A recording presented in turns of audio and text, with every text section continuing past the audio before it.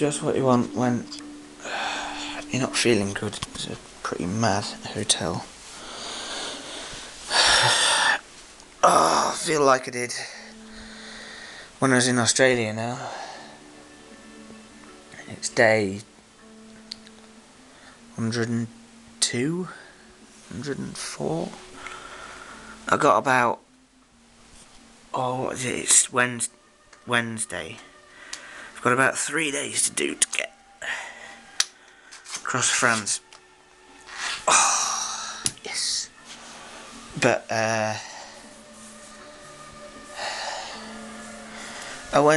got some food tonight. And, when I came out, it was McDonald's actually. In Miriam.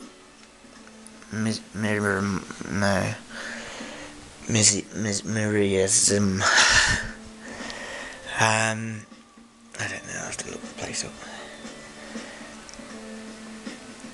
So I ate like quite a bit there.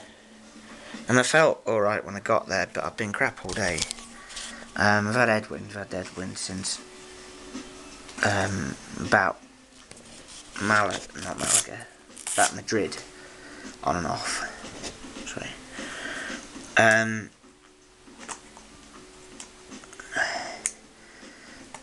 But the mountains sort of kept it away really. That was alright.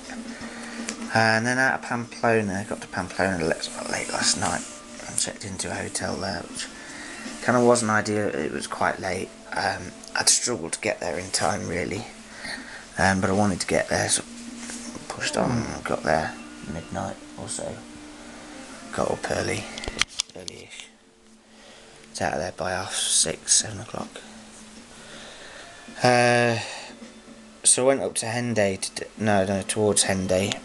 It was a bit of a faff getting around the tunnels, because I couldn't go through the tunnels.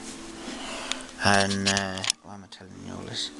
So I got up to the west coast of here, and there's headwind all the way up. Can't do more than 15 miles an hour. And I was more like 13 actually, and I was just weak. And I felt weak last couple of days, and I was itching in my ear and stuff. But when I came out of McDonald's, I was shivery, like. It was warm. It was really warm. It was like 20 degrees. And the air was warm to my skin, but I was shivering. And when I set off, I was feeling cold, so I put my arm warmers on. That's fine. The air did get a bit colder. And then I'll shut that thing up. And then I'm running out of battery as well. I have to be careful. What are we doing? Alright. Yeah, so then I stopped to put my leg warmers on. That was about 160. I was trying to make that 170 miles. It was 168. And then I got to a place called I can't even remember the name of that one. But it began with S. It was by a lake. There was 2 hotels there. They're both shut. So that was about 172. And then I looked on the thing, and there was an Ibis hotel here, and this Quality Suites, and loads of others. So these are normally like motels in America, and the Ibis is normally quite cheap and thing. But it's very location dependent, so they're expensive. So I've got in here basically. Across Spain, there's been some sort of unexplained drowsy periods that I've been through, and a bit of a lack of power. Not too bad. It's sort of growing along the way. Put that down to jet lag. I was only getting 5 hours sleep, but I've not really suffered from jet lag the whole trip. So the next sort of day it cleared up after I realised I was dehydrated, so I put it down to dehydration.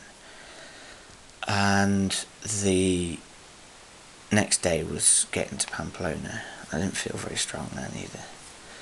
And also through Spain, since about Malaga, I've been bleeding. That's bleeding from when I go to the toilet from my stool. That end. I've had that before, like a little hernia or something maybe, and it's it cleared up. In fact, well, I had it on tour divide and I had it through Europe this time, but it cleared up, and it cleared up before Ankara, and it's been fine all the way through. And then it starts in Spain, and it starts bigger. I mean, it's before I start going to the toilet, and it's quite a lot, and it's quite an effort to clean it up. You don't need to know that. So I've been dealing with that as well, and I don't know if that's part of the same thing, but anyway, I'm shivery, feverish, kind of. I feel like I did when I was in Australia. I don't know what I'm going to do. I think there's a body of water just north of me, an inlet. It's a bit like the one further up near Bordeaux, where I was going to get a ferry across. I could get a ferry in the morning. I could have gone to the port tonight and stopped the clock, because the rules let you stop the clock at ports and then do whatever. I'm not going to do that. I'm not going to try and work my way out of this without losing any time. I'm falling to bits mentally and physically. I've had enough.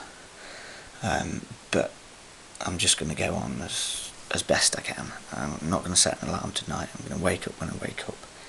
It's about 70 miles to the ferry I'm going to take, but I have to go round, so maybe 80.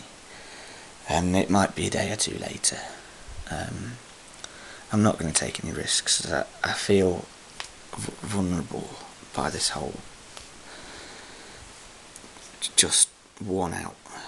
So it might take longer. It's a shame because I was on there for 2 weeks, breaking it by 2 weeks, but I'm not going to try any stunts to try and stop the clock. That's not how I want to do things.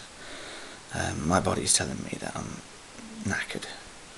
So this is what I've got left to do the end with. And if I can't do it, then I'm not up to it. So there you have it. I'm going to bed tonight. I'm going to shower, go to sleep, not set an alarm, and try and carry on in the morning. I did 185 miles today. I was going to ride through tonight. I'm not missing much. I could even get up and feel fine tomorrow. I don't know. So that's what I'm going to do. And we'll see.